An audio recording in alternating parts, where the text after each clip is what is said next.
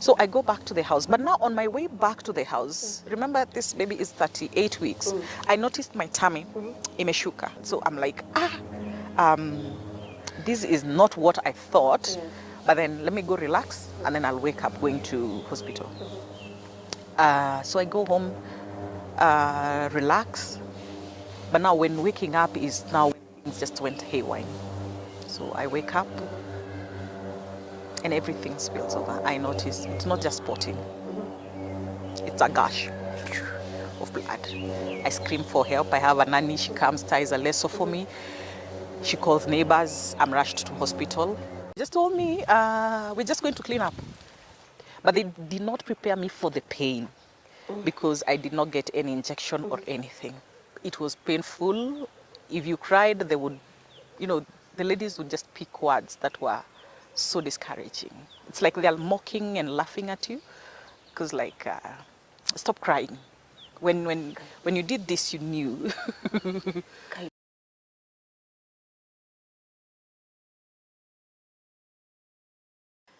Welcome to the Golden Apple Show. This is your host, Jacqueline Jerry. Today's story is about hope and restoration. I want you to imagine this. We assume that when someone gets pregnant, it's automatic that they'll carry the pregnancy to term and give birth to a healthy baby. But what happens if in between there's a loss, there's a miscarriage, or there's a stillbirth? How do we support the people that are going through this? How do we support the mother that has lost this child? How do we come in and help the family to transition through the process of loss and grief? I have a very lively lady with me here on set. She'll give us her story about the losses she had, but the good news is she has 3 babies. Even with the losses that she had, we still have hope, we still have restoration, and we have the babies as a living testimony that, life gives us second and third chances to just do it over and over again. So Ruth, karibu sana. I'm happy to have you here. Sasa, ebu tuambie story yako, vile ilianza, alafu sasa, unajua inaanza on a sad note, but tukimalizia there is a happy ending, there is a lot of joy and jubilation. So please, take us through. Yeah, so my name is Ruth. I am a mother, a wife, and also a student, and I work. And yes, so I have 3 children, and I got my firstborn well, but after him, now what followed after my firstborn was quite tough because I went through a lot of losses and also I lost a baby in between. Yeah, so I just walked a journey of loss, and the perception that people had was different from what I had. And if I did not have a supportive husband, then I think I would have crashed along the way. Yes. So after I got my firstborn, after 3 years, I got pregnant.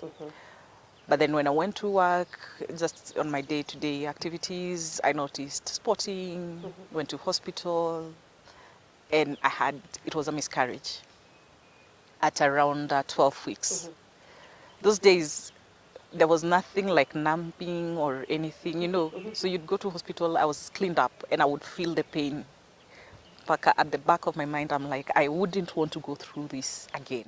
Did they at least prepare you for the process that you were supposed to undergo? No. They just told me, we're just going to clean up. Did you understand what they meant by that? No. So I thought maybe I'll get some drugs and they will clean up the process. But they told me, no, we have to go to a room, we will insert something and clean up. But they did not prepare me for the pain because I did not get any injection or anything. So I went through. It was painful. If you cried, they would, the ladies would just pick words that were so discouraging.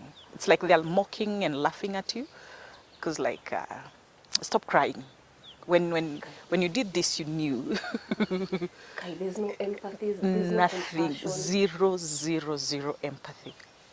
So the pain was so much. But after I was done with that, I just walked home. My husband wasn't home then. He had traveled to Garissa, so a friend came to walk with me through. Then I went home, took leave for a week, and then went back to work. Then I stayed again for around 2 years because with my first baby it was a CS. So I needed to give myself time to heal and all that. Then I got pregnant again. This time I was carrying a boy. Tradition in my family with my husband, we name our kids as we get pregnant, we name them. When you conceive? Yes. Oh, wow. Immediately I conceive, especially for the first two. For the first 3, yeah, we gave them. But now this is the third pregnancy. I'm carrying a boy. I carry him to term almost at around 38 weeks. That morning I remember I woke up, I went to a nearby clinic and I told them, I feel something is not right. I knew I had issues with pressure before with my firstborn, but I didn't think they had come. It's like something that happens when I'm pregnant. So I go to a clinic nearby and I tell them that, and they're like, we're just listening to the baby. We'll check your pressure. If it's okay, then maybe you can go to your clinic later, either tomorrow. So I go, they check. Pressure is okay. She tells me, I can feel the baby is moving. That is 8 in the morning. Baby is moving. I'm okay. Go home, just rest. And I told them, thank you. I go back to the house and around 10, something wakens me up again. And I dash back and I tell them, something is not right. And she tells me, but we've just checked at 8, you are okay, let's check again. So the same procedure, pressure and checking whether the baby is moving and all that, baby is okay. So they checked using the Doppler or they did an ultrasound? The Doppler. So she told me, you go home and relax, kesho amko ukienda hospitali. And I'm like, okay. So I go back to the house. But now on my way back to the house, remember this baby is 38 weeks. I noticed my tummy, imeshuka. You know, when you're almost due, how it goes down. So I'm like, this is not what I thought. But then let me go relax and then I'll wake up going to hospital. So I go home, relax. But now when waking up is now things just went haywire. So I wake up and everything spills over. I notice it's not just spotting. It's a gush of blood. I scream for help. I have a nanny. She comes, ties a lasso for me. She calls neighbors. I'm rushed to hospital. By the time I get to the hospital, my baby is moving. We meet with my husband. The baby is moving. Everything. So the doctors panic because my pressure is too high. Too high. But I'm losing a lot of blood at the same time. So they give me some drips and everything. And in the midst of it, I start feeling like someone is peeling my skin off. Then I tell them, I'm in much pain, yes. Someone is peeling my skin off. They tell me no. Then something just told me, check the drip. So I asked the doctor, are you sure it is not this drug? So he looks at the drugs, the way it's dripping, and he shouts, he's like, who did this? So the rate at which the drug is dripping was too high. So it was reacting on my body. So they slow it, but now I'm in the middle of, I'm almost conscious, I'm not conscious. But now at that time, I'm speaking life to myself. That's the time I learned to speak life. So in the middle of it, I'm almost losing my life, but I'm saying, I am not dying. I am not dying. I am going to live. Then I just disappeared in my thoughts and all that. But now again, I think I lost consciousness. That was around 12. I woke up at around 4. And the doctors were telling me, Ruth, we just have 2 things to do. One thing, we let your baby die. Yes, to save you. You can always give birth. So I just told him, I don't care. You just do. The pain was too much. Again, now the cramps are just, the birth pains are just extreme. So I just told him, I don't care. You just do what you have to do. And I have to be cued to theater because by this time, the baby is still alive at around 4, but not really. They could feel some faintness. Alikuwa anachoka. And then I've lost a lot of blood. But then they decided they let the baby go, they saved me. So they started their drugs and everything. But now at some point, when we went to the theater, before we went to theater, they took me for a scan. And they told me, Ruth, your baby is no more. Around 6. And when they told me he's no more, I told them it's okay. So what do we do? I think I don't know. Somehow, all these, there was a lot of mixed thoughts. Because even when I left the house, I remember the nanny asked me, "Do you need the baby bag? The Or the hospital bag with yeah. I had already packed everything. Yeah. I told her no. So when I was leaving, I just want to get to the hospital because I had panicked. So when they told me that, I told them, just do whatever you need to do because I am in great pain. So they tell me, we'll take you for the CS. And yes, so they take me for CS.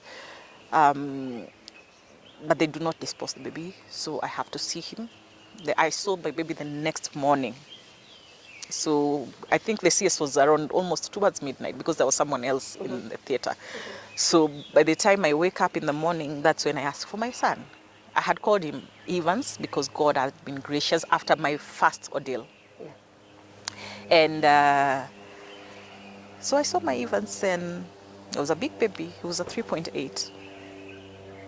I just looked at him and that was my way of just saying goodbye to him. Yeah.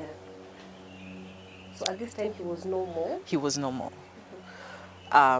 It was a tough time for us as a family, myself and my husband, and also for my in-laws. Actually, my in-laws, my father-in-law wept in my room in my presence. So was my mother-in-law, and so was one of my uncles. Those are the people who I could tell they had been moved by all this. So they were going through the same. So yeah, we finally got out of hospital, but let me tell you, the trauma that comes with it.